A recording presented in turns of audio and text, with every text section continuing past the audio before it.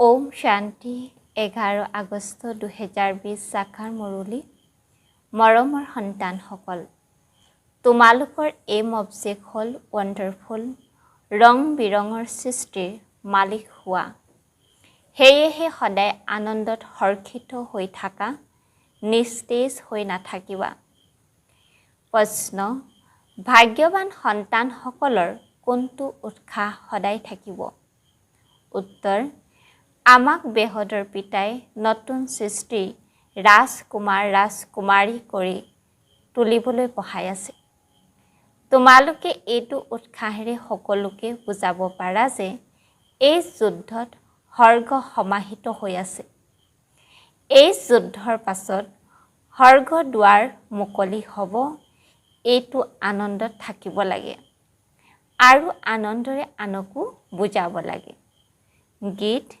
বাবা জগতখন বৰ ৰং বিৰঙৰ ওম শান্তি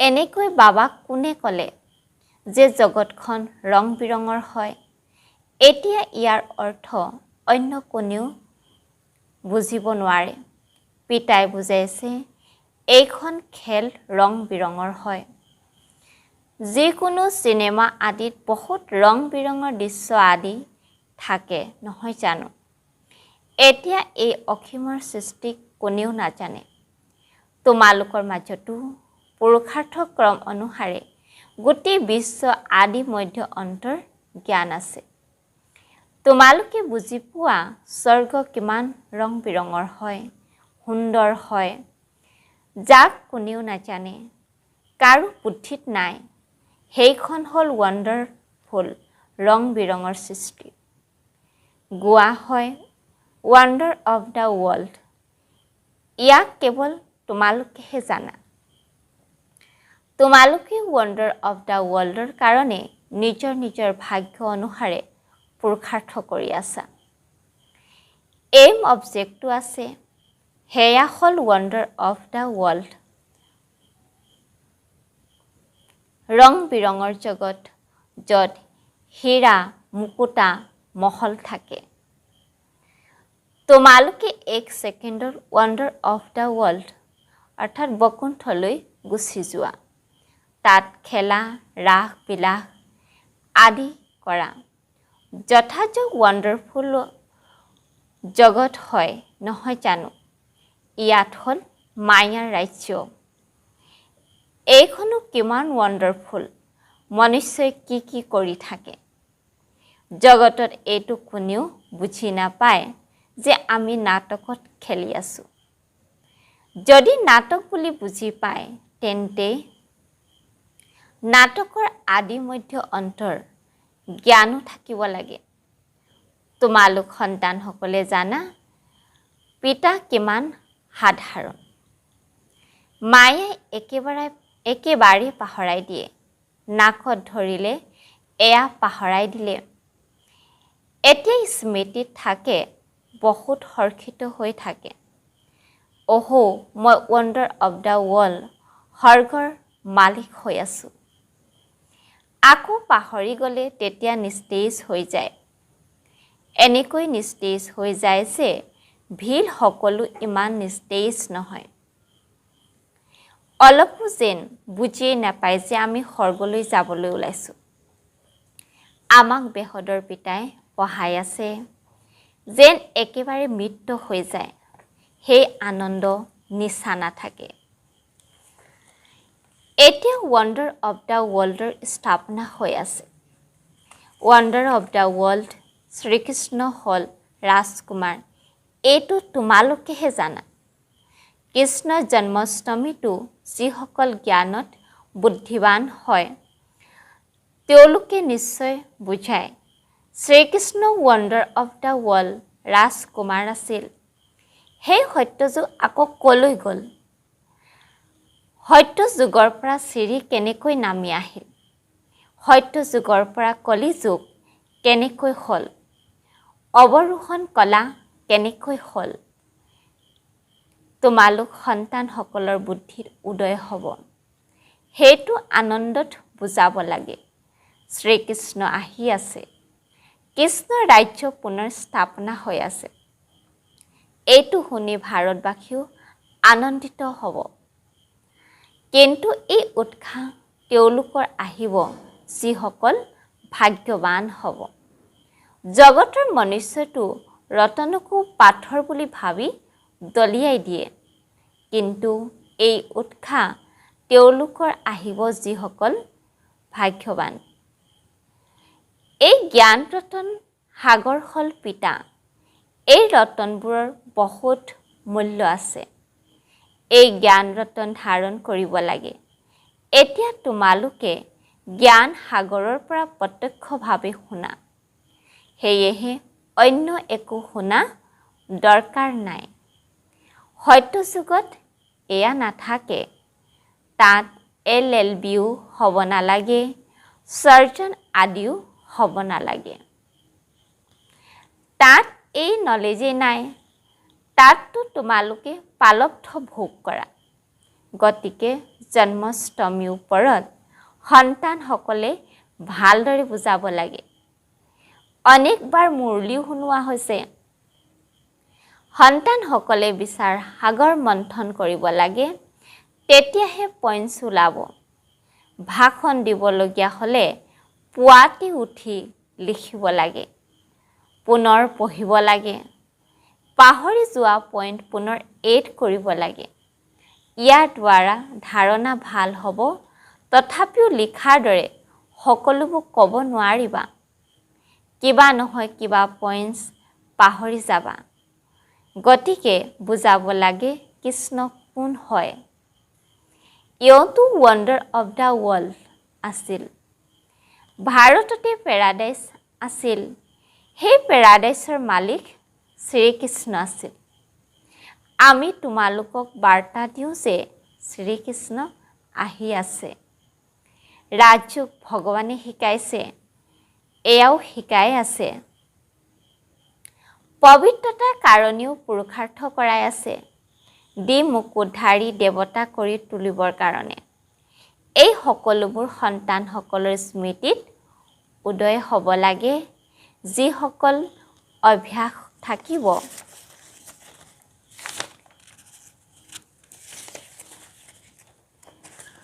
তেওঁলোকে ভালদৰে বুজাব পাৰিব। কৃষ্ণ চিত্ৰটো বৰ ফাৰ্ষ্ট ক্লাছ লিখনি আছে। এই যুদ্ধৰ পাছত স্বৰ্গৰ দুৱাৰ মুকলি হ'ব। এই যুদ্ধ যেন স্বৰ্গ সমাহিত হৈ আছে। সন্তান সকলো বহুত আনন্দিত হৈ থাকিব লাগে। জন্মাষ্টমীত মনুষ্যই নতুন কাপোৰ আদি পৰিধান কৰে।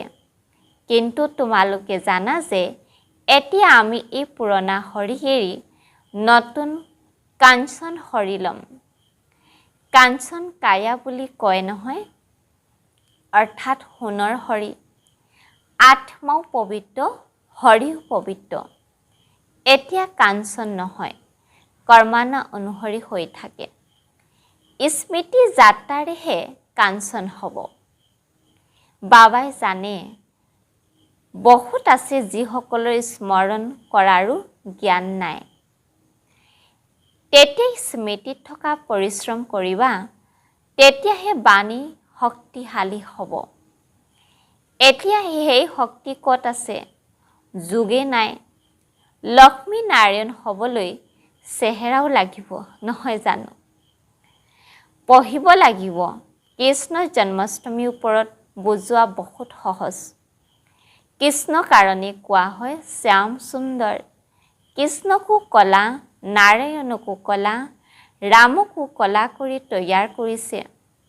পিতাই নিজেই কয়, মোৰ সন্তানসকল, যিসকলে প্ৰথমে জ্ঞান চিতাত বহি স্বৰ্গৰ মালিক হ'ল, আকৌ কলৈ গুচি গ'ল? কাম চিতাত বহি কৰ্মানুসৰি অধপতিত হৈ আহিল। সৃষ্টিৰো হতু প্ৰধান, হতু ৰজু তমু হয়। সেয়েহে মনুষ্য অৱস্থাও এনেকুৱাই হয়। কাম চিতাত বহি সকলো শ্যাম বৰণীয়া অৰ্থাৎ কলা হৈ গৈছে। এতিয়া মই সুন্দৰ কৰি তুলিবলৈ আহিছোঁ। আত্মাক সুন্দৰ কৰি তোলা হয়। বাবাই প্ৰত্যেকৰে চলন চলনৰ পৰাই বুজি পায় যে মন বচন কৰ্মত কেনেকৈ চলে। কৰ্ম কেনেকুৱা কৰে তাৰ পৰাই গম পোৱা যায়। সন্তানসকলৰ চলনটো বৰ ফাৰ্ষ্ট ক্লাছ অৰ্থাৎ অতি উত্তম হ'ব লাগে। মুখেৰে সদায় ৰতন উচ্চাৰিত হ'ব লাগে। কৃষ্ণ জয়ন্তীৰ ওপৰত বুজাবলৈ বহুত ভাল। শ্যাম আৰু সুন্দৰ টপিক হওক। কৃষ্ণকো কলা, নাৰায়ণকো কলা আৰু ৰাধাকো কলা কিয় কৰি দিয়ে? শিৱলিংগও কলা পাথৰে ৰাখে।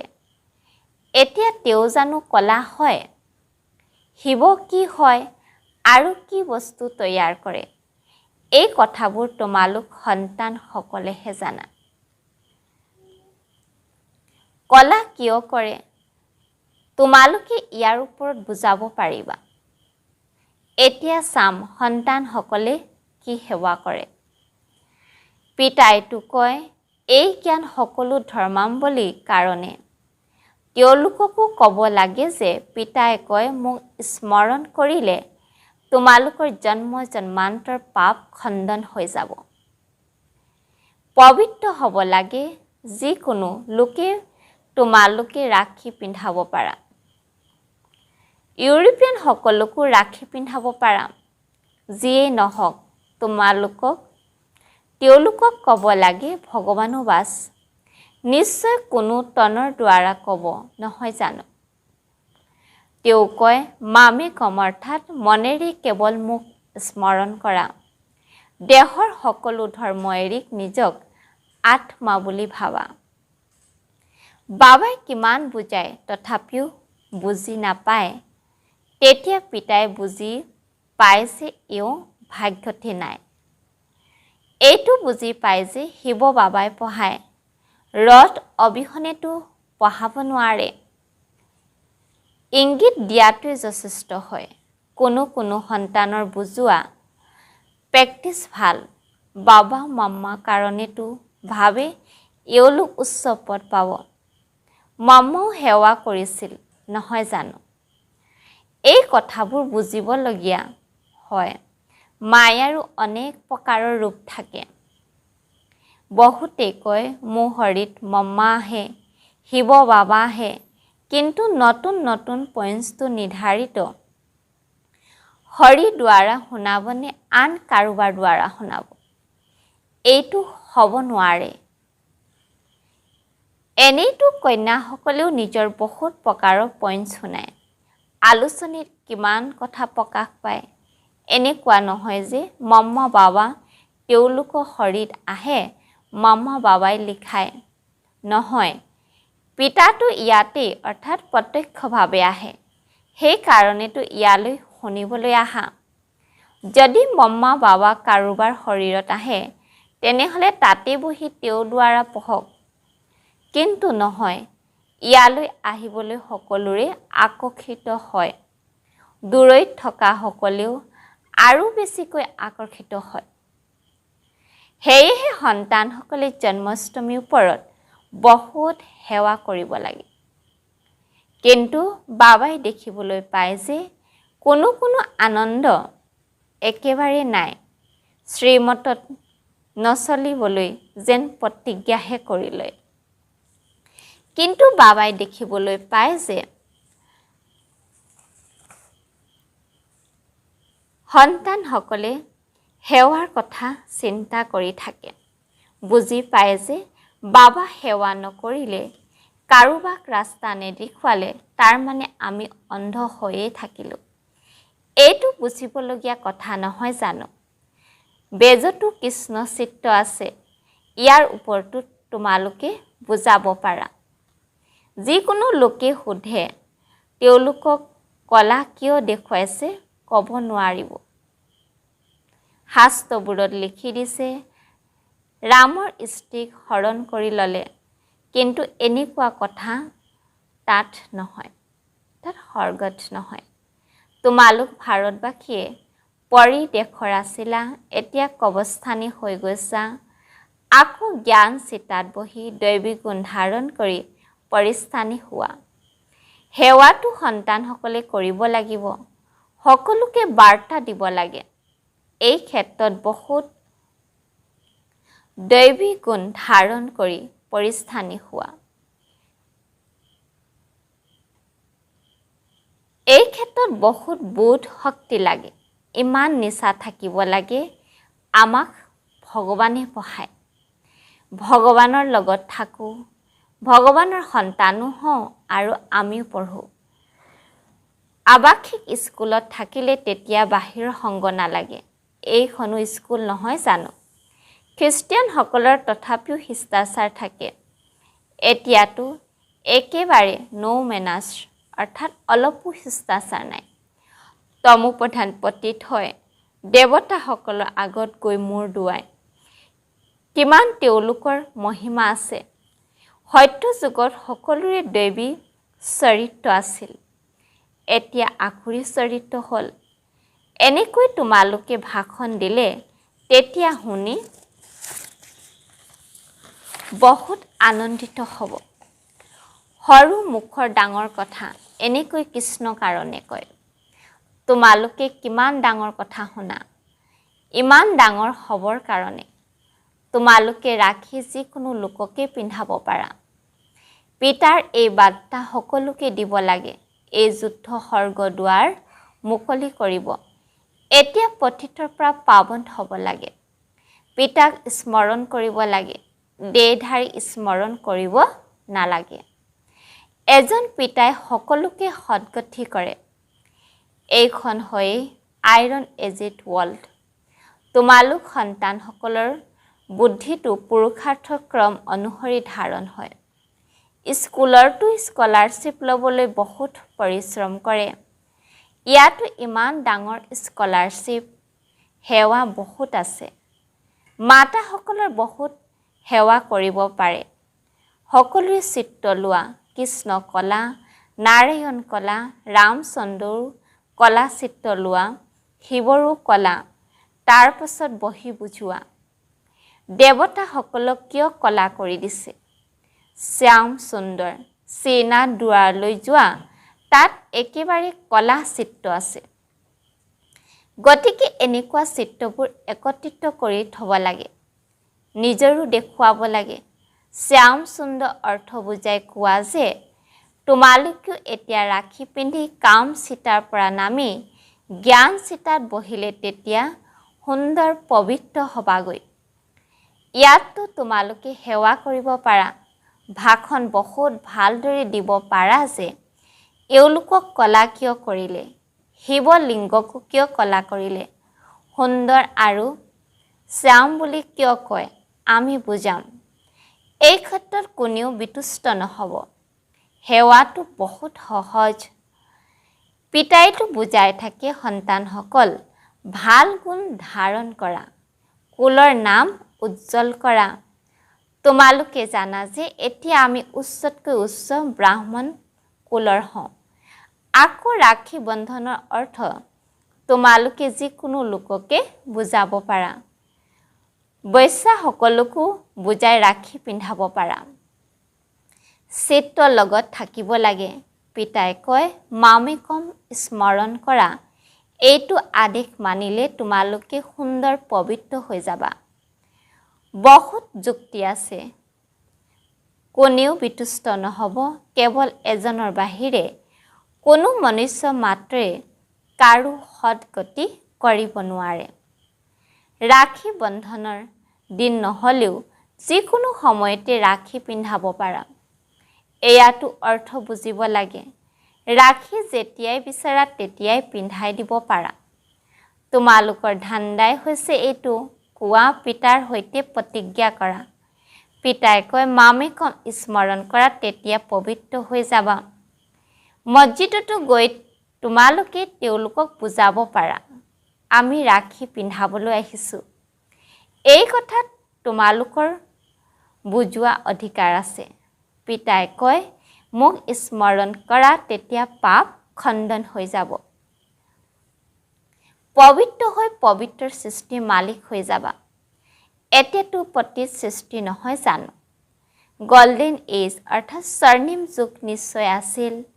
এতিয়া আইৰণ এজত তোমালোক গোল্ডেন এজত ভগৱানৰ ওচৰলৈ যাব নিবিচাৰা নেকি?